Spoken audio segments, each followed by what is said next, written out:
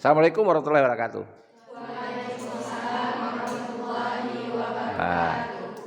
Jadi saya ingatkan lagi ya, Anda harus juga menonton konten pembelajaran saya di kelas lain. Karena kita ini paralel. Supaya apa? Saya tidak mau terjadi perbedaan sajian. Paham? Jadi saya ingatkan, kalau Anda mau buat tugas kuliah, setelah Anda menonton ketiga kelas itu, baru Anda ambil susun materinya, lalu apa pemahaman Anda, baru Anda buat konten. Paham? Karena begini, ada kalanya di lokal C saya ceritakan, di lokal B tidak saya ceritakan, atau contohnya berbeda, nanti di lokal A lain lagi. Tapi walaupun bagaimanapun, intinya sama. Satu. Yang kedua, Anda jangan menganggap bahwa dosen itu serba bisa, serba menguasai. Semakin banyak menurut prinsip ilmu pengetahuan, semakin banyak kita tahu, semakin banyak sebetulnya kita tidak tahu. Paham? Jadi saya ini bukan orang dosen jago sastra, tidak. Kebetulan saya diberikan tanggung jawab sastra, paling-paling saya itu hanya sekian persen dari materi sastra, teori sastra yang saya sampaikan. Selebih itu apa? Separuhnya ada di genggaman Anda. Cuma Anda aja nggak tahu. Ya, ada di handphone. Anda punya mbah, selagi mbah itu masih hidup, namanya Mbah Google. Anda tinggal tanyakan aja ke Mbah Google. Paham? Nah, ini saya katakan bahwa saya punya model pembelajaran namanya RRE. RRE itu Reset, Eksperimen, Expose. Reset, eksperimen, expose. Saya jelaskan dulu nih supaya Anda paham. Kenapa saya buat model pelajaran begini. Mahasiswa itu harus dari awal sudah belajar riset. Riset itu ya aktifnya bukan sekedar hanya menampung. Karena kita sudah harus pada tingkat psikomotor, keterampilan. Jadi saya ingatkan Anda, ayo riset. Salah satu risetnya ya belajar mencari materi itu di Google. Ya, kalau misalnya punya waktu atau punya kemampuan, silahkan beli buku.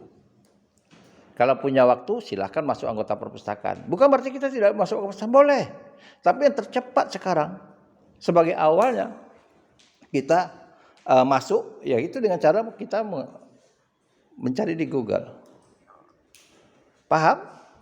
Nah, jadi tadi udah kita mulai, saya karena ini kuliah perdana kemarin, saya pancing nih. Ini mahasiswa saya yang dari 1.600 pemilih yang ingin masuk ke prodi bahasa Indonesia, yang lolos tuh Anda hanya 119. Asesornya kaget. Tidak sampai 10% loh yang kita terima. Harusnya yang kita terima itu kalau saya tes, ya saya tes betul. Kalau dulu kita ada wawancara, sekarang nggak ada. Kalau ada wawancara, banyak nggak lulus kalau saya ngetes. Pertama saya lihat tingginya, yang kedua saya lihat berat badannya, yang ketiga saya lihat penampilannya, yang keempat saya lihat otaknya.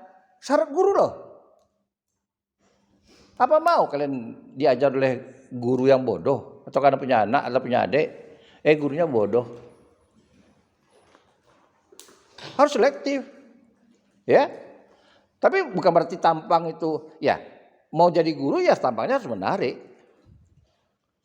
Harus menarik. Karena itu Anda kalau lihat di sekolah, kembali ke sekolah Anda, biasanya di kantor tuh disiapkan cermin. Kalau kepala sekolah yang ngerti. Jadi guru kalau mau masuk kelas bercermin dulu. Supaya apa? Supaya dilihat jangan-jangan ada yang tidak menarik. Ada yang lipstiknya masih sudah terhapus yang di atas misalnya. Ada yang alisnya sudah alis palsu sudah ada eyeshadow-nya, ada buah baju yang tidak terpasang dan sebagainya. Harus siap itu tadi. Ya cantik, penampilan itu relatif lah. Ya. Ada orang dia suka tinggi semampai. Kenapa ada suka cewek yang tinggi semampai? Supaya nanti kalau disuruh misalnya ngambil KTS tidak payah-payah lagi, tidak pakai galah lagi. Cukup suruh dia, ada lampu listrik yang mati, cukup dia yang suruh. Ya. Tapi Fuji tinggi gak orangnya? Enggak. Ya, enggak gitu. Jadi saya terpaksa beri contoh kalian itu supaya lebih ngerti artis-artis saja. Dunia artis yang saya masukkan supaya cepat. Tapi kalau saya sebut yang lain, Anda bingung siapa Pak ya. Tapi kalau artis yang terkenal di media sosial Anda harus tahu.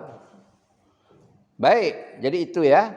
Nah, kita pertemuan kedua ini belajar tentang teori sastra. Sebetulnya kita sudah masuk pada teori pertama yang kita pahami, yang harus kita pahami. Tapi sebelum itu saya jelaskan pada Anda apa yang sudah nonton, tahu dia, karena saya udah omongin betul di konten kedua di kelas lain. Kemarin di kelas Anda juga saya ceritakan bahwa karya sastra itu dapat dilihat dari 4. Sebetulnya tidak, dari 6. Sengaja saya tinggalkan 2. Maksud saya supaya, Pak, menurut saya tidak 4, Pak. Ada lagi 6. Tapi 6 itu saya katakan tidak final juga. Kenapa?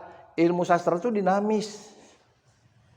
Ya, kalau Anda baca buku Khasanah Sastra, pidatonya Tiu itu seorang kritikus, seorang pastor, orang Belanda. Dia pintar dan dia selalu mengikuti perkembangan sastra dunia dan sastra Indonesia. Dalam tahun 80-an dia diundang sebagai pemberi yang berpidato di ulang tahun Balai Pustaka.